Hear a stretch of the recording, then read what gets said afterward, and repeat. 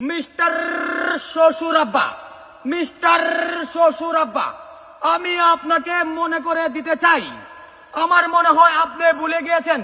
ঈদের চাপে পড়ে আমার কথা হয়তো আপনি ভুলে গিয়েছেন।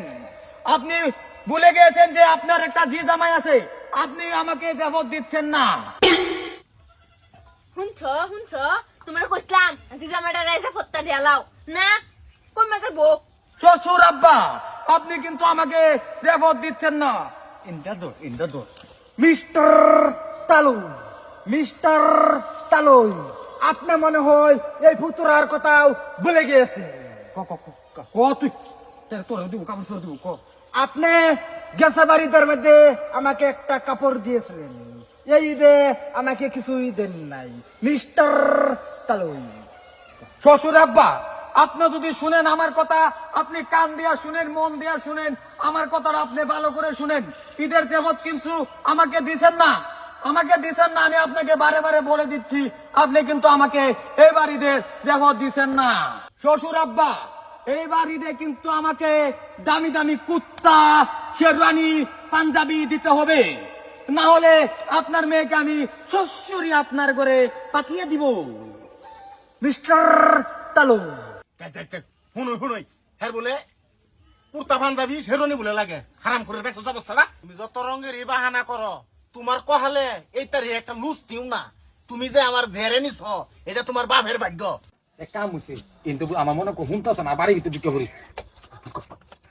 মিস্টার নি শ্বশুর আম্মি, মিস্টার শ্বশুর আব্বা, আপনাদের গোষ্ঠীর ঠাউর জামাই আপনাদের বাড়িতে প্রবেশ করতেছে। আপনারা আপনাদের জামা কাপড় ঠিক করে বসে, ঠিক করে বসে। আপনার পুত্ররা সাথে চলে এসে। ঠিক কইছো। এই যে ভাইতে আছে হ্যাঁ, বলে তো করতেছি তাও তো ভাড়া থেকে শুনে যাইতেছে। কি করা যায় আমি বলাই আব্বা, শ্বশুর আব্বা, কানা তো সিধা কানো আর আপনি কই পলাবার চেষ্টা করতেছেন? আপনি পলাবার চেষ্টা করলে হবে না, আমরা আপনার সামনে এসে গেছি। শুনছি শ্বশুর আব্বা, শুনছি। শ্বশুর আব্বা, এই হোমন্দির হুতাই তোরা যাবার দিছি না, তোরা মাইকলে যায় উনলে হ্যাঁ মাইকলে আইতো না। আগে নিজে নিজে একটা বুঝতে আমার আনি একটা বাবু তো ভাবতা তুই নিজে নিজে মনে আমার বাদ আমি একটা মাপ ধর আমার যাবো তুই না মাইক দিয়ে আলাদ করে সারা বস্তির মানুষের উনাই শেষ করে দিছ, সারা বস্তির মধ্যে ইজ্জত বিলাই দিছ আমার। এই তারিখে যে আমি নিজেই একটা লুচ কিম লইছি না, তোরা দোন লাগে, শেরনি দোন লাগে, পাঞ্জাবি দোন লাগে। না তালুই দিতাম না। এই মাইছে কনা সাল্লাই কুত্তার বাগা নাম তো সব তোমার এই যে এরম হয়ে গেছে শ্বশুর আব্বাই নে। হ্যাঁ তোরা যে বস্তাটা মুখ করবেন তো লেভেল ছাড়তেন না। আইনের যে এরম অবস্থা, বস্তাটা মুখ করেন তো লেভেল ছাড়তেন না।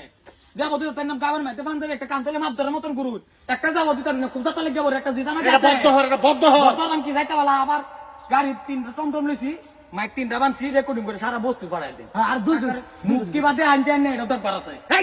হারাম করে দল তোরা যে ছেড়ে দিছি, এটা তো তোর বাপের ভাগ্য।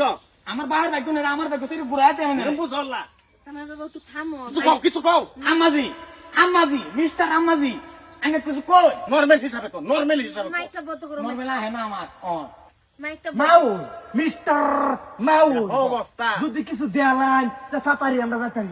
কইতাছে কি কাম করে দেবে বলে ঠিক করে লইতাম আগে। শুনছো আলাপ পাতা হারাম করে তো যাবি যাবি কিনতে হ্যাঁ কি যে এমা এমা মারো বাবা আমাকে মারতাছে। আমি কই দে মাইক দা কইয়াম একটা বার দিলে মাইক দা কইয়াম। এই দুনা সাবান সব রাই কই দেম সিধা সব কই দেম মাইক দা। হ্যাঁ না না তোরা করবার চাস কি? কাপড় করে দি বাইন না দিতেন না, দি বাইন না দিতেন না রাখো লঙ্গি খুলে লাগা হারামপুর দেখা অবস্থা জামা এটা কি করতেছো? হ্যাঁ আমার স্বামীর জামা আমার ইজ্জত দিলছ।